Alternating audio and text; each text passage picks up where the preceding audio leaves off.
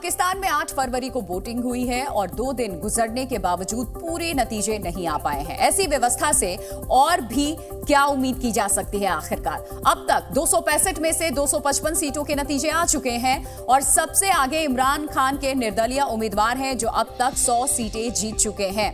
इसके अलावा आपको बता दें, दूसरे नंबर पर नवाज शरीफ की मुस्लिम लीग है जिसके पास 73 सीटें हैं। तो ये इस वक्त जो आंकड़े आपके सामने हम पेश कर रहे हैं, ये आम चुनाव के नतीजे हैं पाकिस्तान में। वहीं तीसरे पर बिलावल भुट्टो की पीपीपी है जो अब तक 54 सीटें हासिल कर चुकी है। इसके बाद चौथे नंबर की बात करते हैं। चौथे नंबर पर है अल्ताफ हुसैन की एमक्यूएमपी जिसके पास 17 सीटें हैं। तो नतीजों से साफ हो चुका है कि किसी भी पार्टी को पूर्ण बहुमत नहीं मिली है। ऐसे में अब सभी पार्टियां सरकार बनाने के लिए जोड़ तोड़ में लगी हैं। नवाज शरीफ की कोशिश है कि किसी भी हाल में सरकार वही बनाए, जबकि बिलावल चाहते हैं कि वो गद्दी पर बैठे। ऐसे में सरकार बनाने का क्या गुणा गणित हो सकता है, देखिए इस रिपोर्ट में हमारी।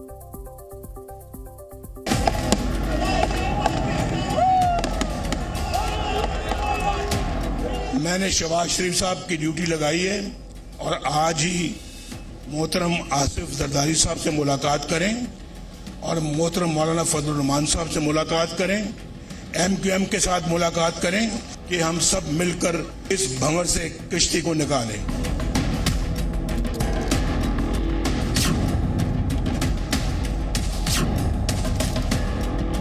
जिनको भी मैंडेट मिला है, हम दिल की गहराइयों से एहतराम करते हैं, चाहे वो पार्टी है, चाहे वो फर्द वाहिद है, चाहे वो आजाद लोग हैं।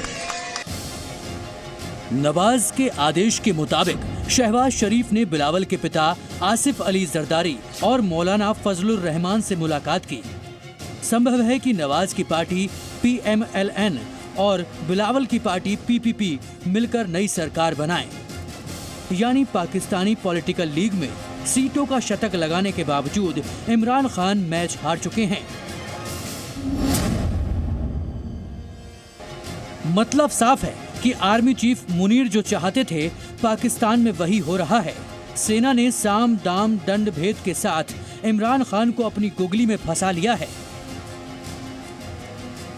अब सवाल यह है कि फौजी सरकार का अगला प्यादा कौन होगा, मतलब वजीर आजम की गद्दी पर कौन बैठेगा? क्योंकि आसिफ अली जरदारी की पूरी प्लानिंग बिलावल को प्रधानमंत्री बनाने की है और शहबाज शरीफ के साथ हुई बैठक में जरदारी ने इस मुद्दे पर भी चर्चा की है। पाकिस्तान में नई सरकार बनाने के लिए किसी भी पार्टी को नेशनल असेंबली में 265 में से 134 सीटें जीतनी जरूरी हैं, लेकिन इस आंकड़े को कोई भी पार्टी अकेले दम पर छू नहीं पाई। ऐसे में नवाज की मुस्लिम लीग और बिलावल की पीपुल्स पार्टी साथ मिलकर सरकार बनाने के लिए तैयार हैं, लेकिन सरकार बनेगी कैसे वो भी समझ लीजिए। अब तक के नतीजों में नवाज की PMLN को 73 सीटों पर जीत मिली है। बिलावल की PPP के खाते में 54 सीटें आई हैं, जबकि फजलुर रहमान की JUIF सिर्फ 2 सीटों पर जीती है। गठबंधन के बाद कुल सीटें होती हैं 129 और बहुमत के लिए चाहिए 134। ऐसे में अभी 5 सीटों की और दरकार है, जबकि 10 सीटों के नतीजे आना बाकी हैं। अब अगर गठबंधन को पूर्ण बहुमत नहीं मिलता है तो उन्हें निर्दलीय उम्मीदवारों की जरूरत पड़ेगी। इसकी तैयारी नवाज शरीफ ने पहले ही कर दी है। कल तो वो पूरे नतीजे आने से पहले ही आवाम के सामने पहुंच गए और इमरान समर्थित उम्मीदवारों पर डोरे डालने शुरू कर दिए। सब पार्टियों के मैंडेट का एहतराम करते हैं।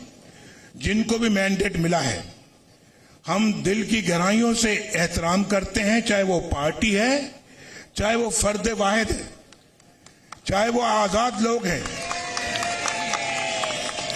हम उनका भी एहतराम करते हैं।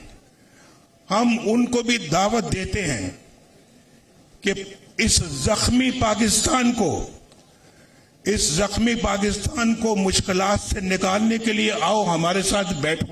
आज हमारे पास इतनी मेजॉरिटी नहीं है कि हम अपने तौर के ऊपर हुकूमत बना सकें।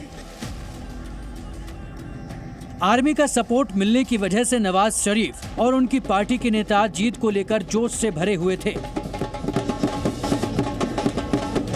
लेकिन इमरान के निर्दलीय प्रत्याशियों की धुआंधार जीत से नवाज का कॉन्फिडेंस डगमगा गया है, इसलिए अब वो सभी को साथ आने की दावत दे रहे हैं।